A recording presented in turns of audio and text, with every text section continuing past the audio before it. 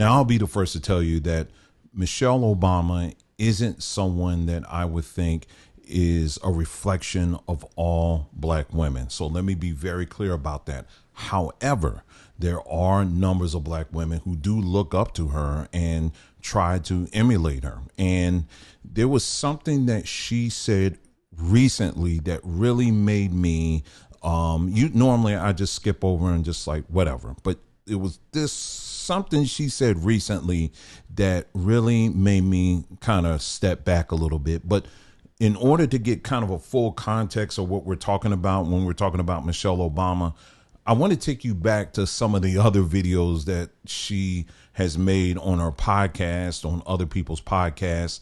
And let's take a listen to some of the other things that she said first. Now, here's a clip of her complaining about, now, here's the thing. You are married to someone who's the president of the United States, and not just the president of the United States, but literally the leader of the quote unquote free world. So, I mean, every waking hour and even when you sleep, there's going to always be a huge demand on you. And so when someone steps into that position of power, I mean, you're just going to be always someone in demand. And the family has come into agreement, at least we think they do anyway, that, hey, for the next 4 years or the next 8 years, this is how life is going to be. And so you would think that's normal, that someone would just kind of know that that's what it's going to be. However, in this clip, she is talking about how she was kind of pissed about all the attention that her husband was getting. There was a line of people waiting to shake hands with our respective husbands, Okay. you know, people like reaching over our heads and spilling water on us, trying to get to these two, you know, illustrious men, you know, and she had the same look on her face as I did. Like, here we go, you know? And I looked over at this beautiful woman. Did we even have a conversation? Not until later in that afternoon. And that So you hadn't met? We hadn't met. You just this saw was, you know, each kind of other But I at the just table. saw the Yeah. look on her Yeah. face, which expressed the sentiments that I felt, which was Pissed off. Okay, so now in this next clip, this is her talking about how, you know, again, you know, the dream of many people, you know, to be able to reside in the White House. And, you know, little girls, I'm sure, you know, dream about marrying the president of the United States and living in the White House and all of that. And here she is in this clip talking about, instead of talking about some of the positive things, and I'm sure she's talked about that in other clips, but here she's talking, just really complaining about how expensive it was and this and that or whatever. She's complaining about living in the White House. Take a listen. it's expensive to live in the White House. Many people don't know. I mean, much is not covered. You're paying for every bit of food that you eat. You're not paying for housing and the staff in it, but everything, even travel. If you're not traveling with the president, if your kids are coming on a Bright Star, which is the First Lady's plane, we had to pay for their travel to be on the plane. It is an expensive proposition, and you're running for 2 years and not earning an income. So all of that was in my mind. How would we manage this? My fears came from the fact that I thought he could win, but I knew he had it in him to make this happen. Okay, so now in this clip, this is her talking about how, you know, her husband wasn't really around to help raise the girls and all of that, and she's pissed off about that. Mind you, again, her husband is the president of the United States, and, you know, they do make time for their children, but this is a very intensive job. But as she's talking, it sounds like she believes she walked into something that she had no idea that these kind of challenges were going to be. But here she's using her platform again to complain about how her husband wasn't there, quote unquote, you know, at times, and then how this caused tension and all this other stuff. So Take a listen. Right. But the minute we had kids, it was like, where are you going? And how far? And you start measuring, it's like, how many diapers did you change? And, oh, you're golfing? Oh, you got time? Oh, you got time to golf? How you at the gym all the time? Why you in my brain right now? I'm like, that's when all the measuring starts, because you got this project. Yes. And guess what? Little kids, they're terrorists. They are. They have demands. Oh, they don't talk. Right. They're poor communicators. Yes. They cry all the time. They're irrational. They're selfish. Needy. They're selfish. And you love them more than anything. Oh. Yes. And so you can't blame them. No. Right? Because look, they're cute and he's so cute. And look at him throwing his plate. That's so cute. So you turn that ire on each other. Yes. Okay, now in this clip, she's talking about how, just generally speaking, talking about how men do not understand women. And she goes into this long riff talking about how, it's, you know, because the conversation is hovering around like the choice, you know, as far as abortion is concerned, and how, you know, men really shouldn't have a say in this conversation when it comes to the rights of a child, and because it infringes on women's rights and all of that. And, you know, she goes on talking about how men really ultimately just don't understand. Because so many men have no idea about what women go through, right? We haven't been researched, we haven't been considered, and it affects the way a lot of male lawmakers, a lot of male politicians, a lot of male religious leaders think about the issue of choice as if it's just about the fetus, the baby, but women's reproductive health is about our life.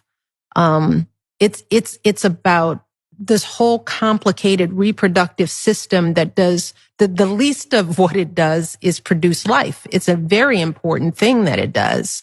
But you only produce life if the machine that's producing it, if you want to, you know, whittle us down to a machine, if the machine is functioning in a healthy, streamlined kind of way. Mm-hmm. But there is no discussion or apparent connection between the two. Yeah, it's interesting because I want you to take a look at this clip here, because it's not a fetus, it's a child.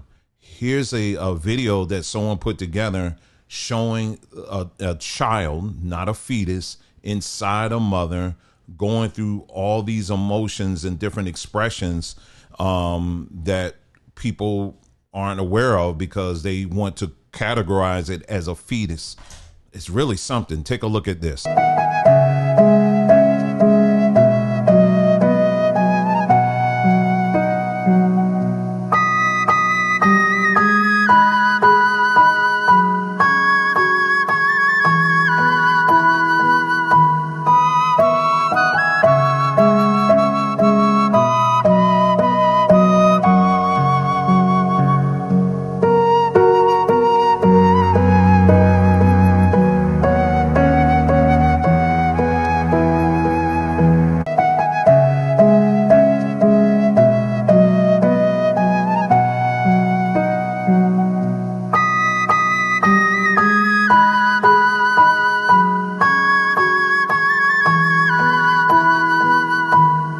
Now, this is the clip that prompted me to do this video. Here she's in a podcast, I guess it was her podcast, where she's talking to a woman, and she basically tells this woman that how grateful she is that she didn't. Well, I'll let you listen to it. It's about what he needs as a grown man in the world. That would be. You should have threw a boy in the mix. I would. I'm so glad I didn't have a boy. Yeah. Because he would have been a Barack Obama. It's like baby Barack. It would have been amazing. Ooh, no, I would have felt for him. So I want you to take pause for a second and think about this. Now, you know, because I read a little bit more of the transcript because I wanted to make sure that, in all fairness, I'm getting the, you know, kind of the context of what's being said here. But I mean, what you heard is pretty much what she's expressing there. She was just saying that she's glad she didn't have a son. She said because she didn't want another Barack Obama running around. Now that says a whole lot. It says a whole lot. Think about all these people running around. You remember all these during the time when he was president, you had little black boys getting dressed up like Obama and all of that. And when I grow up, I want to be Obama, and people talking about how when they saw Obama, swearing in, and the backs of little black boys were straightened up because they finally saw someone that looks like them and all of that. You remember all of that self-esteem nonsense that was going on back then? Now, years later, we hear from his wife saying, well, I'm glad I didn't have a son, because if I had a son, he would have been just like him. Now, I mean, that's really something.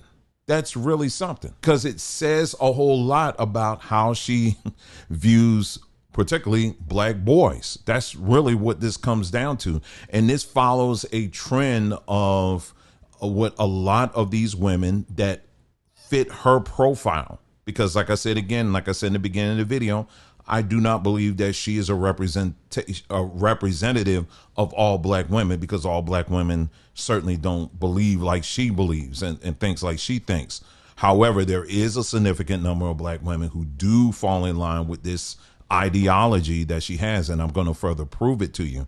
But her saying that, it does speak a lot as it relates to how she and other women of her type feel when it comes to black men. Now, I want you to take a look at this video, because we actually showed this video some time ago. She had as a guest on her podcast one of the Wayans brothers. Now, I want you to take a listen to how listen to her tone as she praising him, because he has a child, but not just any child. Take a listen. Well, speaking of parenting, I wanted to talk, Marlon, a bit about, just so proud of how you are being a role model for dealing with a child that's transgender. Absolutely. And that's, that warms my heart, particularly as a black man. Would you care to share that journey of? Well, I learned so she's okay with him, and it just moves her heart as a black woman that he is the father of a trans child. It just touches her heart. But then on another platform, she's saying, I'm glad I didn't have a son. So what that says is that there's a particular dislike or distaste when it comes to not just black men, but straight black men. Her heart is moved, her heart is touched when you're dealing with a trans child. But when it comes to a child, just a black boy, I'm glad I didn't have one of those. Do you see what I'm saying? Now, let's broaden this a little bit more. On this platform, we've been talking about this whole 92% demographic and how this past election, and yeah, I'm going to keep bringing it up over and over again, how they continue to go after, to attack, to drag particularly straight black men for not falling in line to vote for Kamala. They didn't want, they pulled out every insult in the book when it came to straight black men. However, on the flip, when it came to lining with LGBTQ, they were so in line and in lockstep with that whole demographic. They even convinced their preachers and their pastors to fall in line with this whole ideology as well. But there's always this disdain that you find, this undercurrent of disdain that they have towards black men. And I think she kind of, every time she's opening her mouth, I mean, she's proven this over and over again. I mean, we've been hearing all these rumors about them that might be getting divorced and all that. And frankly, I don't lose any sleep over that. And I hope that you don't lose any sleep over that either. That's their life, that's their business, and that's it. But like platforms like ours, we're not going to just let certain things slide, particularly when you're saying some things like what she said in regards to black men. And this is not the first time she slips and slides and say things like this over and over again, and people just keep it right on moving. But no, we're going to make sure when it comes to black men, we're going to, when black men get out of pocket, of course, we call that out. But likewise, we're going to do no less when it comes to black women as well. And this is one of those times where we got to call that out for what it is. But yeah, this was just something I noticed, and I just thought it was just more Michelle. Some more Michelle. So anyway, be interested to hear what you have to say in the comments below. Thank you for tuning in. You guys take care, and I'll see you again soon.